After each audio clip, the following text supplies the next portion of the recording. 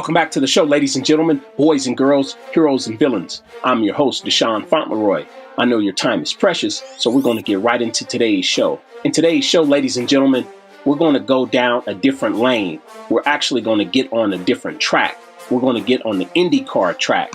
And I have a gentleman coming on. He's the host of Pit Lane Parley. And essentially, it's a podcast that has one-stop interviews with fan favorites of IndyCar drivers, all news related to the IndyCar scene and debates about that. So I have Mike Joachim coming on the show today.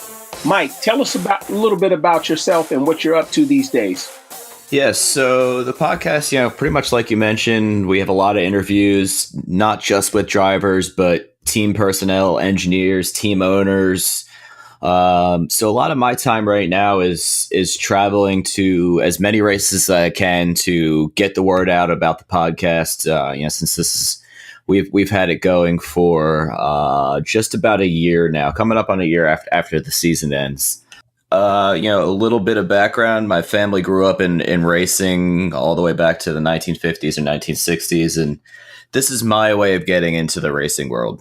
You know, what I found intriguing about this is it, essentially being, I grew up playing team sports. Sure. And later I got into boxing. I'm a big fan of the UFC. I've worked with wrestlers in the past. I've worked with amateur mixed martial artists and actually a few mixed martial artists. But what I noticed is that it's different from a team sport where it's kind of like just you out there. You really can't blame 5 other people or 8 other people or 10 other people like you can in some team sports.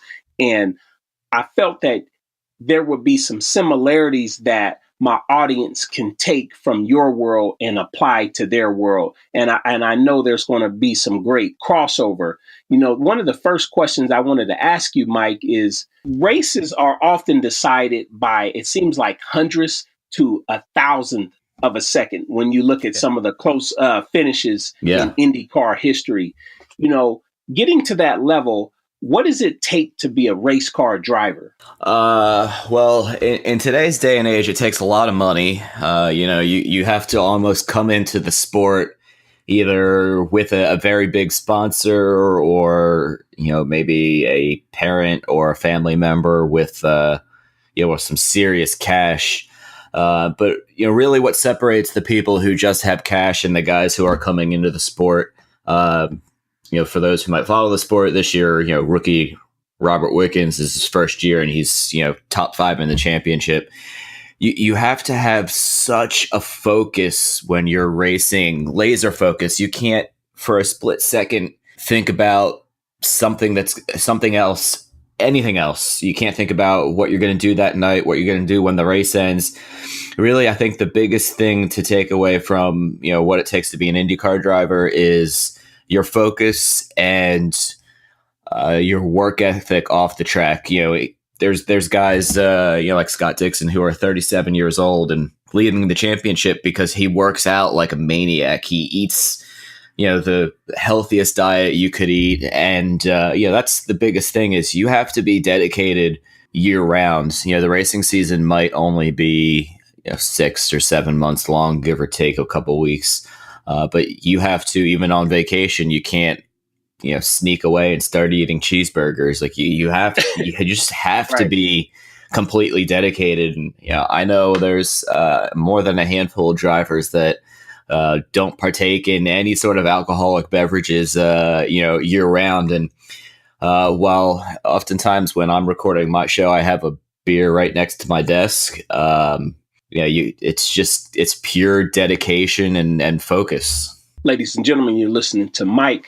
He's also, if you play other sports, you can see that the importance of nutrition is at the highest level. So you have to consider that. Mike, I know you mentioned earlier that getting into the race car scene or circuit or getting into the sport, one of the main things is having money. Yeah. What are there or being attached to someone who has the wherewithal to, get an individual in the training or help get sponsored or on a team? What are some of the other challenges and unique obstacles that a young driver or racer might face? So, especially as a young driver, there's only so many cars. Certain lower level minor league or developmental racing series. There might be, let's just say, 16, 18 cars a season, and you're competing against multiple guys for maybe a few spots. So it's tough just because there is not an unlimited amount of cars. So as a young kid, you have to come with that same level of focus that a pro driver does when you're 13 or 14 years old or 16 years old, or maybe you're in one of the minor league IndyCar series. You just can't afford to slip up. Yes, and you mentioned earlier, the importance of nutrition. Yep. Guys being in season and in the off season, not partaking in the alcohol. I'm sure you could throw drugs in there also. Sure. What other things, separates champions from the rest or unique qualities? It's really, a big mental approach. For example, the guy I mentioned a couple minutes ago, it's a rookie, Robert Wickens, really credits his sports psychology coach. Now that we're talking, I forget exactly what his title is. But it's really, listen, unfortunately, sometimes you're going to make a mistake or you're going to get passed on the track just because somebody might have a faster car than you. Those things happen, but it's all about how do you respond to that? Are you just going to, are you going to get angry and start getting road rage? Because then you're going to drive yourself into a bigger mistake. Or are you going to buckle down, put it in the back of your mind and use it as a motivator to get back up to the front? And the guys who are, consistently winning championships or, consistently winning races and always in the championship hunt are the guys who, I think I mentioned his name earlier, Scott Dixon, 38 years old. He's in the championship hunt pretty much every year since I've been born. And that's because they call him the Iceman. He when he gets angry, he uses it as a motivator. He doesn't use it as a deterrent. He uses it as a way to get even more laser focused and get back. And we've seen a couple of times this year he's made mistakes and ended up at the in one of the last few cars and on the track at some points and has come back to have a good finish. And that's because of, how mentally strong he is. I can appreciate what you're saying because I often have this conversation with my athletes and, making the most of setbacks or overcoming setbacks, or how do you overcome mistakes and keep your composure without letting anger taken over, and which can lead to more mistakes or leading to, in your world, it might be finishing in the middle of a road or not in the middle of a race or not even placing at all, which could cost you a sponsorship if you're not able to recover. So I think that is incredible because it parallels other sports when we consider we're talking about IndyCar drivers that are working with sports psychologists, mental toughness consultants, and overcoming, the things that they might have issues with or problems with, or solving problems before they even occur. One of the things that in football, Mike, I've heard it before that the odds of going to the NFL is like getting struck by lightning twice. And I know there's some other numbers out there, even to the point of playing Division I football. But in your world, in the IndyCar world, what are the odds of a 13 or 14-year-old getting to professional race car status? Oh man, struck by lightning is a really good way of putting it. It's tough. A lot of guys will get to. So the IndyCar minor league system, for those who aren't familiar with it, is called the Road to Indy. There's 3 levels.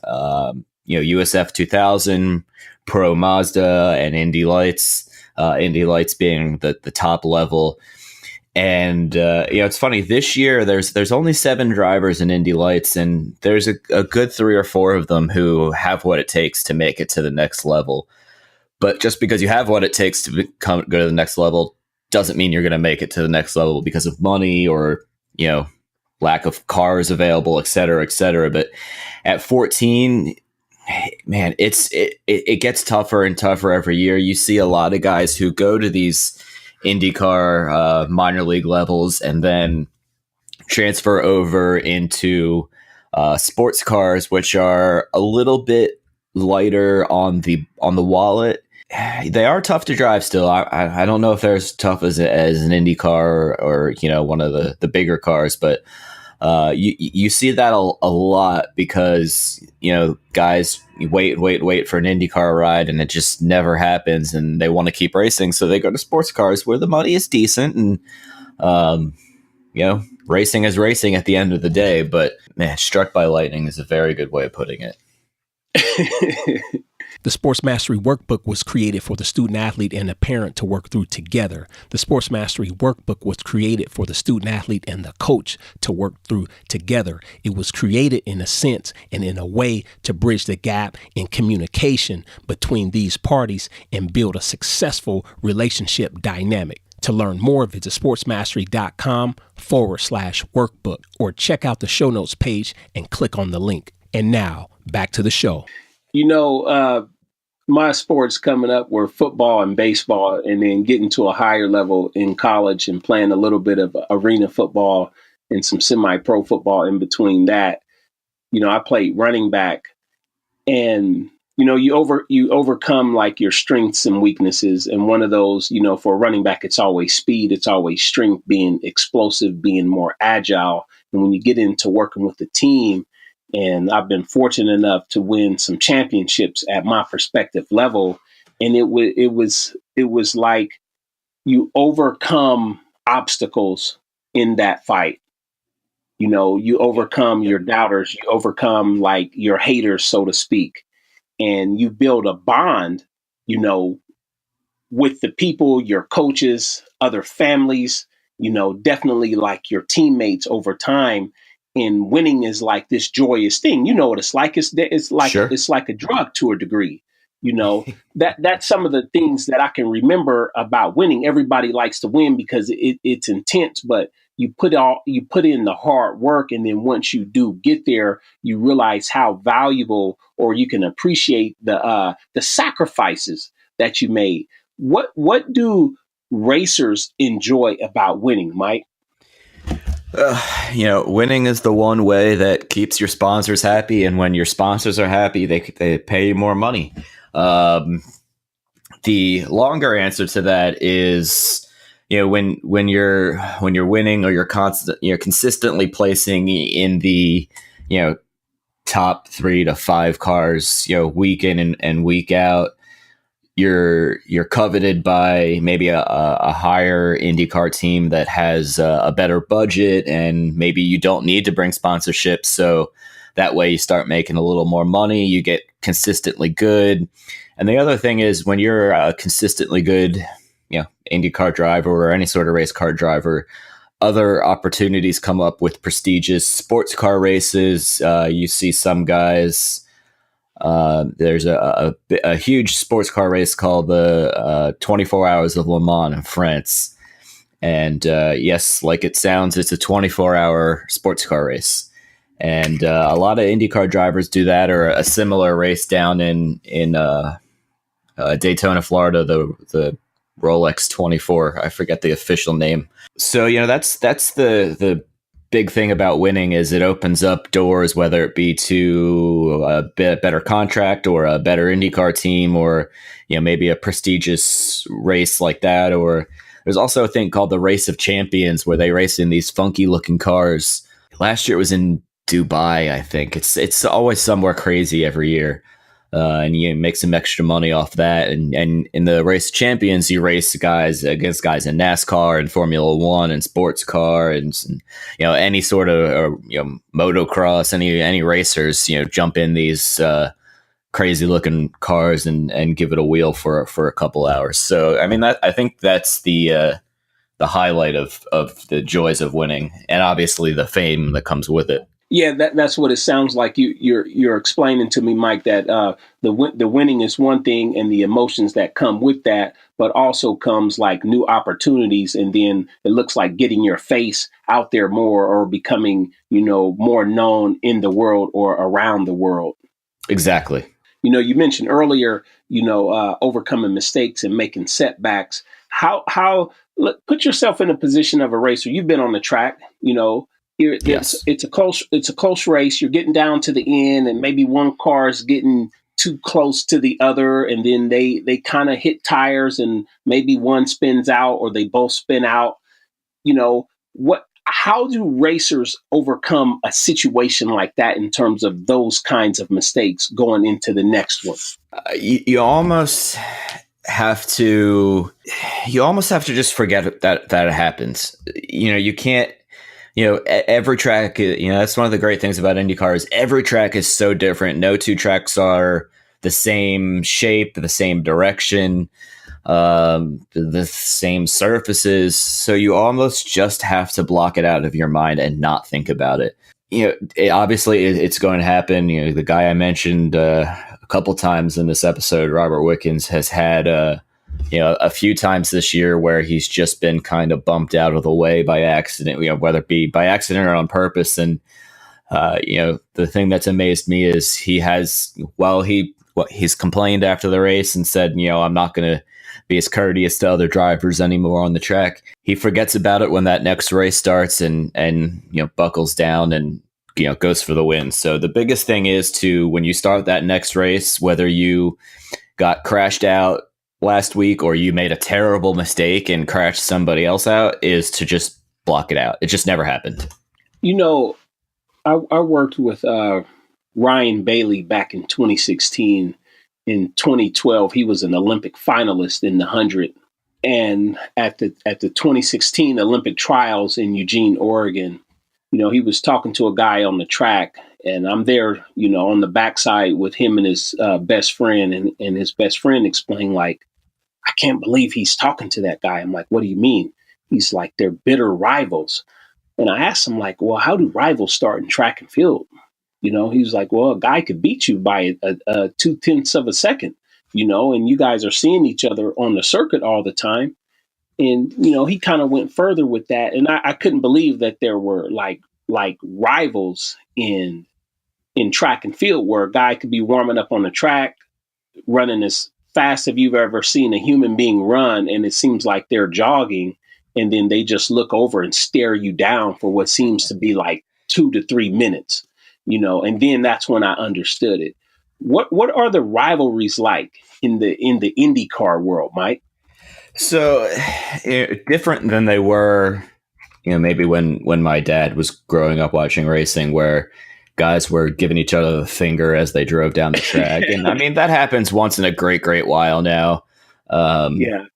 Or at least you see somebody stick their hand out the car and kind of not necessarily flip them off, but maybe throw their hands in the air. But rivalries are a weird thing, because a lot of fans love the potential rivalries that have emerged this year, but drivers are very careful about what they say off the track or after a race, because they know if you say, in today's world, if you say the wrong thing, a sponsor's just going to drop you. And if the sponsor drops you, then you don't have a ride. But on the track, are there rivalries? Of course, the guy I've mentioned, he should pay me for how many times I've mentioned him this week.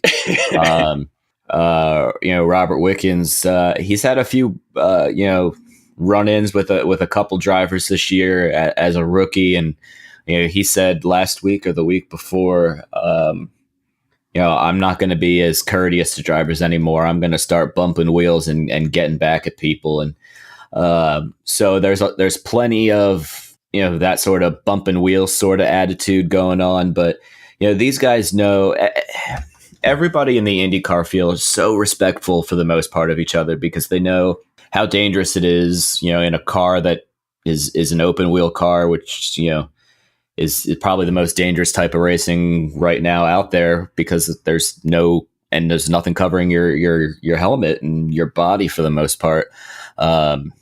Not to say that the cars aren't 100 million times safer than they were even when I was, growing up. So it's, they're respectful, and they'll bump wheels, and they'll say things after the race that, they're heated. but it really doesn't go too much past that. It's gone more past that this year than in years I can remember, but not a lot past that. I think your analogy of, runners kind of staring down each other during a race is probably the best way to put the current state of IndyCar rivalries. 'Cause, guys are a little worried about saying something, to the press or to the media about another driver for fear of sponsor issues. Although it has happened this year, there's been some good Instagram story jabs back and forth between a few guys. Which, listen, the fan in me gets a kick out of. You love to see guys arguing with each other after the race, but I fully understand why it doesn't happen, or why guys aren't giving the finger to each other after the race as much as they used to. So it's definitely not going to get hyped up or like boxing or WWE or something. We're not going to see a boxing match, or even not to make fun of NASCAR, but NASCAR guys start punching each other in pit lane after the race about once a year. It used to be a lot more than that. You're never going to see anything like that. I would severely doubt. I'm not never say never, but I would severely doubt anything like that would ever happen. I wanted to ask you, Mike, what are some of the average speeds during a typical IndyCar race? So, it varies by track. For those who maybe aren't familiar with the sport, IndyCar, to me and to many, is considered the most diverse. For example, NASCAR only goes on oval tracks, except for a few exceptions. Formula One in Europe and overseas is just the road and street courses where you're turning left and right and whatnot. IndyCar has a few ovals, 5 or 6 ovals, 5 or 6 street courses where you set up in a city and run through the city streets, and then 5 or 6 road courses, which are naturally built tracks that go left and right in the hills of Alabama. There's a very beautiful track, for example. So if you get to a road or street course, you on a straightaway, you might see speeds of anywhere from 150 to 180 miles an hour, no problem. And you slow all the way down to 30, 40, 45 miles an hour in a tight turn. So then the average lap speed might be 100 to 130. Like last weekend, the race was in Ohio, as I mentioned, on a naturally built road course for racing, and there were probably around 118 miles an hour average. Now, if you get to an oval course, it can vary. Again, it varies. There's an oval course in Iowa that is at 0.87 miles long, I believe. So 7/8 of a mile. Sorry, I was trying to think of the math in my head, and it just wasn't working. And they'll average 140 to 150 per lap. And then there's a track about an hour north of me in the Pocono Mountains, Pennsylvania, where they'll average 220 miles an hour. And the Indianapolis Motor Speedway, probably the most famous track in the world, they when you're the only car on the track, you could run a lap average of 225 to 230 miles an hour. And if you look at the radar gun, when guys are going down the straightaway, they're going almost 240 miles an hour. Now, obviously, during the race, when there's a bunch of cars on the track, it's a little bit slower than that. But speeds vary. But the track that's north of me in Pocono, you'll see guys going into that first corner going 231, maybe 233 miles an hour. I'll get back to you on that one in a couple of weeks when I'm sitting in the stands for practices. And I asked that question because doing the research on the sport, I had heard some of those numbers, and I'll just throw out a number. You're going 180 miles an hour. Yeah. You got 5 or 6 other cars around you, maybe one in front, two to the side, 1 or 2 in the back of you. How important, and I know from my research, when you get to going at that speed, that wheel could feel like you're handling, and it feels like it's like 20, 30, maybe even 40 pounds to manipulate. Sure. How important is the ability to concentrate or focus in the car at that moment? Cannot be understated how important it is. Like you said, the wheel probably always feels insanely heavy because Indy cars don't have power steering like you and I have driving down the road. So it's all, again, fitness and concentration, because one centimeter of moving the wrong way and you're causing an accident. In sports like football and track and field, we tend to have some staples in the workout regime that you could look at around the world as far as doing progressions or regressions of Olympic lifting, progressions or regressions of powerlifting, doing like the plyometric training. What are some staples that might run across racing in terms of working out, like specific movements or exercises that will prepare a man or a woman for functioning at the highest level in the race car? So there's a really cool gym in Indianapolis called Pit Fit Training.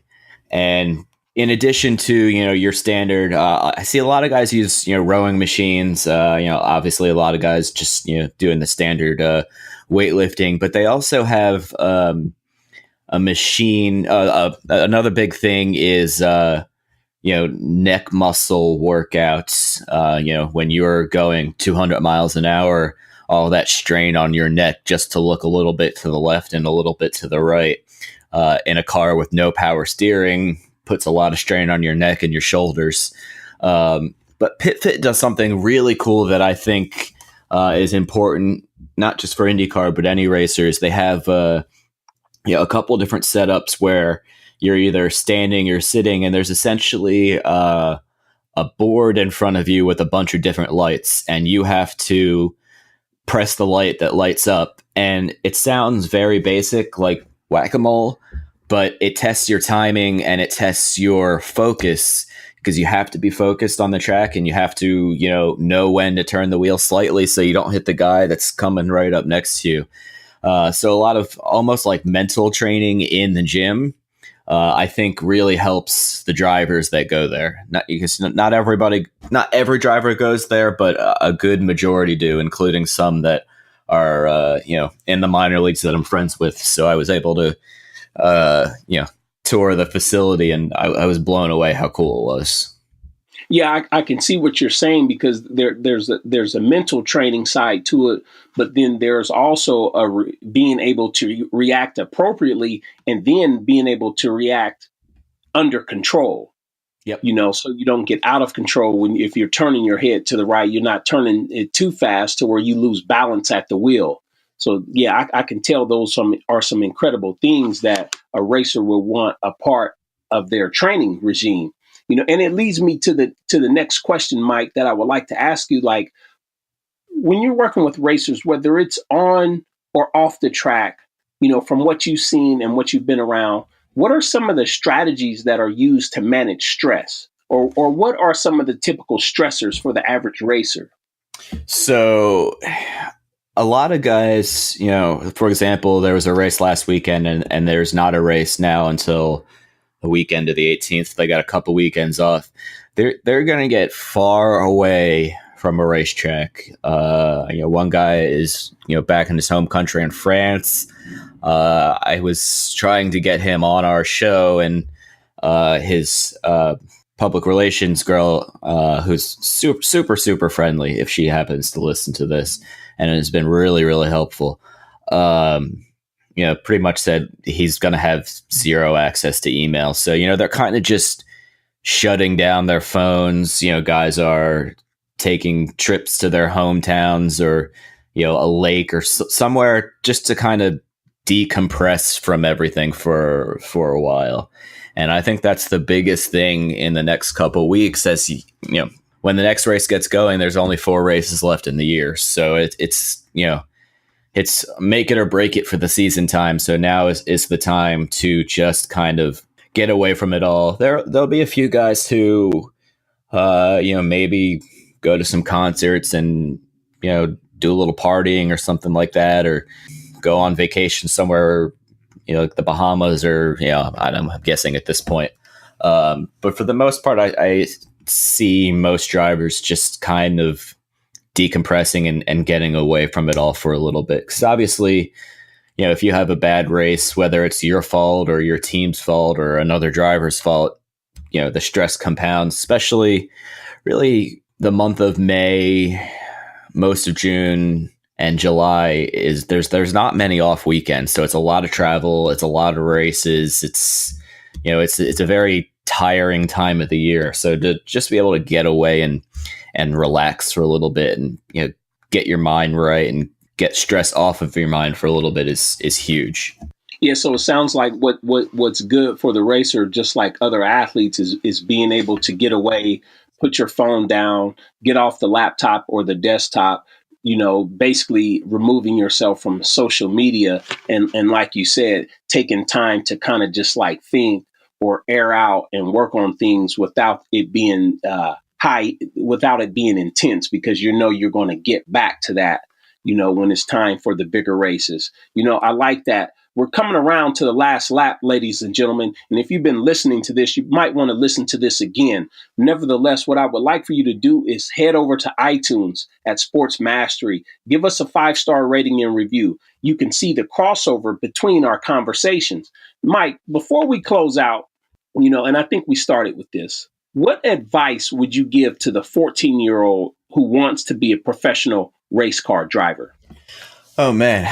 Well, first off, I appreciate you having me on. It's been fun to talk about, this side of IndyCar racing for a change. I've really enjoyed it. What advice would I give a 14-year-old? Work hard, study hard. A lot of the really good drivers, or, maybe, driving doesn't work out and you want to work in IndyCar as an engineer, just like that whole focus in school thing is just super important. Being able to understand, all of the, everything that goes into an IndyCar, whether it be fuel mileage and, fuel percentage, what numbers you need to hit, or, what you need to change in a car is, so I guess understand your car and be able to work well with your team. So if you're 14-year-old or you're in a go-kart, understand everything about that go-kart, from the engine to the tires to the suspension, how everything works. So one of the biggest things, from an IndyCar point of view, the good drivers, they might not be an engineer, but they can go to their engineer and say, listen, when I turn on this corner, the car is sliding everywhere. But when I turn in the other corner, 80 feet down the road, my car is doing something completely different. So if you can articulate what you're feeling as you sit in your car or your cart when you're 14, to the, engineers and team owners and whatnot, they can then put you in a position to, improve the cart or the car or whatever you're driving, to keep making, keep working to that next level, and, take it seriously, even when you're 14 or 15, don't have any, lapses in judgment, especially in today's world with, everybody reading everything you write on social media. It's important not only to your team, but to sponsors. Sponsorship is the name of the game in IndyCar right now. And if you're not getting sponsors in one way, somebody else is going to come in and swoop them up. So be confident without being cocky on the track, believe in yourself, and also, be confident to call up a sponsor or, call up somebody who knows a sponsor and get that meeting set. I think a perfect example of that is IndyCar rookie Zach Veach this year. He was kind of out of a ride for the last couple of years, and he went to his pastor and said, "Hey, do you know anybody? Don't be afraid to put yourself out there and ask somebody, do you know anybody who might be able to help me?" But really, the biggest thing is work hard on the track and work hard off the track. Things you might learn as a 14-year-old on and off the track in school, whatever it may be, are always going to help you in some form of, in some form of racing, whether it is to how to articulate something to somebody, or understanding what's going on, or how to, write a letter to a sponsor, or how to speak to a sponsor. All of that is stuff that you learn one way or another in school. I feel really old saying stuff like that, but where can my audience learn more about you, or where can they find you at? So all of our podcast social media is at Pit Lane Parley, and Parley is spelled Parley. We're on, iTunes and Spotify and Castbox and anywhere you listen to podcasts, pretty much, you can find the show. And if you have a question about racing, or you're curious, my personal Twitter account is at Mike _ my last name, which is spelled Joachim. So at Mike _ Joachim.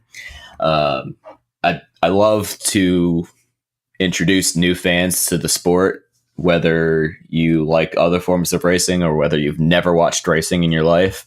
And no question is a stupid question to me. If you have a basic question you're afraid to ask, please ask me. I'd love to sit and chat about it. Or if you watch a race, I will gladly sit on Twitter or Facebook Messenger and talk the entire race to explain what's going on.